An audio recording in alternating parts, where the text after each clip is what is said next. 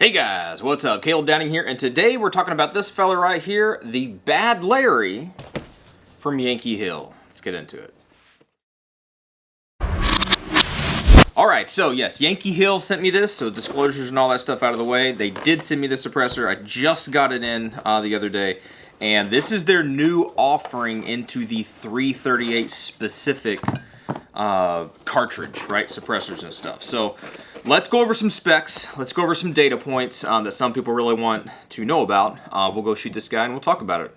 All right. So the stuff that comes in the box, we got it right here. You get the suppressor itself. We'll talk about specs on this in just a second, but it does give a slight different look than some of their other lineups, which is kind of nice. The mounting in the back is hub compatible, the 1 3/8 by 24, and speaking of that, it does come with a 5/8 by 24 direct thread. So that's the mounting system you get with this guy. You also get 2 wrenches. This is pretty standard for Yankee Hill. They provide you these wrenches so you can torque on your muzzle devices, and you can change out your muzzle devices on your suppressor itself. So you do get your 2 wrenches. You get a little bit of material on the inside of the box. I put it on the bottom here, but you get your owner's manual right here, the Bad Larry. There you go. That stuff, important things, stickers, and your warning card about making sure everything's assembled properly before you shoot it. Just CYA kind of stuff. All right, so reading the specs straight up off their website. Caliber is .338, sets it apart from the regular 9mm 30 cal stuff, so it's a .338 bore. The weight is 17 ounces, a little over a pound. Length is 7.375 inches. Diameter is 1.75 inches, a little bit bigger. Construction is 17.4 stainless steel, Cobalt 6 blast baffle. Hopefully we can show that. I love the fact that they do that. The mounting is 5/8 by 24 direct thread, and that does work with their hub mount in the back when most everybody else has got hub mounts, so you're not locked into their mounting devices. Decibel rating, as they describe, is 136 decibels. They don't say exactly what that's on, but I'm guessing that's with a longer barrel in 338. It is full auto rated. Their advertised barrel length minimums for 338 Lapua Magnum, that's 20 inches. 300 Win Mag, that is 20 inches. 308 Winchester is 10.5, that's pretty short. And 5.56 is 10 inches. They don't give any specs or data as far as 300 Blackout, which would be very interesting, and we'll probably shoot that on here. As well as 7.62 by 39, because those are both 30 cal projectiles, which will definitely fit through a 338. So the thing to really notice, not notice, but be very careful about 338, it's very close to a 9mm, but it's not rated for 9mm. Don't shoot 9mm through this. Even if you can drop a bullet down through there, you'd have to have everything exactly, perfectly, wonderfully in line. Don't do it. It's not rated for it. This is not a pistol can. They make pistol cans. Don't use this for that. So 338 and below, you should be good as far as caliber rating. Just watch those barrel length restrictions. But it is interesting. A 10.5, I think is what they said, a 10.5 for your 308. So if you have a shorty 308, this guy can handle it. And one of the reasons it can is because of that internal blast baffle. They've done this, I believe, on their Turbo Ks and their Turbo series. They have a Cobalt 6, I think is what they call it, blast baffle in there. Looks kind of interesting. Probably can't see it from that angle. I'll have to change up the angles on you. But they do have a blast baffle in there, which really does help absorb a lot of that blast. That's why it's called a blast baffle, from unburnt powders and things like that from shorter barrels, and even from longer barrels. It helps save your baffles from just getting sandblasted or, powder blasted to shreds. It saves your actual baffles and kind of works as a sacrificial baffle. And it's actually in there quite a bit of a ways. So what that means, what I mean by that is that blast baffle is located pretty far into the suppressor, giving you a rather large blast chamber or expansion chamber, which should allow you to utilize most not direct thread, but QD systems, right? So like for instance, I have my AK here, and I have a Sons of Liberty Gunworks longer chemo mount or adapter muzzle device. And that will not work in a lot of other suppressors because that mount is very long. Well, when you couple that, when you put the actual chemo mount on this guy, you have plenty of room in there, so this guy will lock up on some mounts, muzzle devices that are longer, if that makes sense, because they do give you plenty of length in the inside here. All right, one last thing, one feature I want to point out that I'm glad that they went ahead and did. is they put some knurling around the front cap here, and the front cap itself is a flash hiding front cap. This is very nice. The older turbos, I have their old Turbo K, right? It does not have any flash hiding front cap anything. It's just a hole.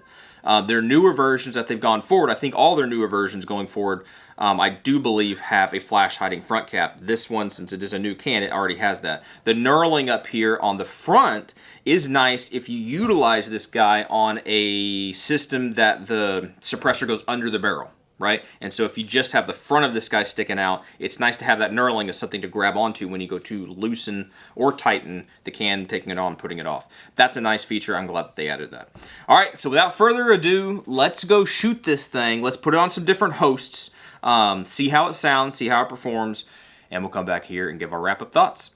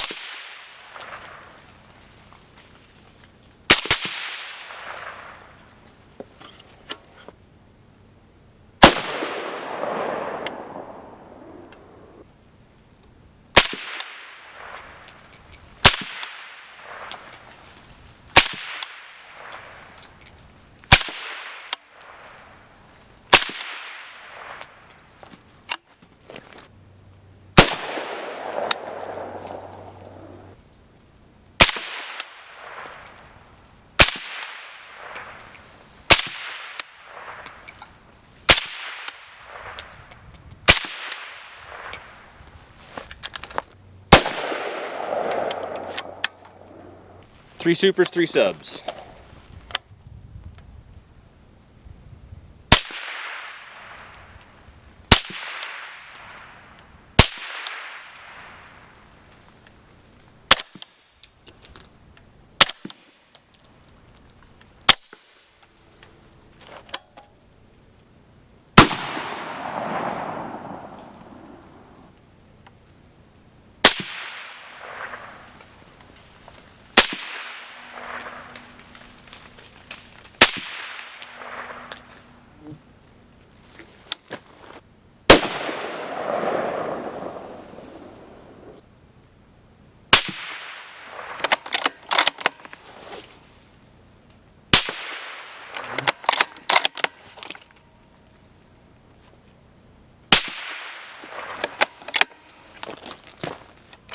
Eight, six, three supers, three subs.